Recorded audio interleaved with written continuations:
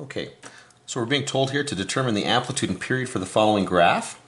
Well, the amplitude is fairly easy once we understand that once we have the maximum value, which in this case is 5. Okay, so the max is 5, and we know what the minimum value is. Slide that along. The minimum is 1 here. Okay, now remember that amplitude is equal to the max minus the min divided by 2. So max minus the min over 2.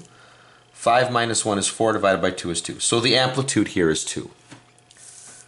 And now, a period here is going to be, well, probably the easiest way to figure this out right now is I'm just going to take a look at a peak. Here's my first peak, and that happens at 2. You can make that bigger. Now, from peak to peak, that's going to represent a full period. So I'm going to look over here. My next peak occurs, and that's easy enough to read, that's at 10. So the difference between those, going from there to there horizontally, is got to be 8. So I'm looking for something with an amplitude of 2 and a period of 8. And there it is right there, my very first option, amplitude of 2, period of 8. And actually it looks like here, once I knew the amplitude of 2, I knew that the answer had to be A here. So I didn't even actually need to figure out the period. That was all I needed. There you go.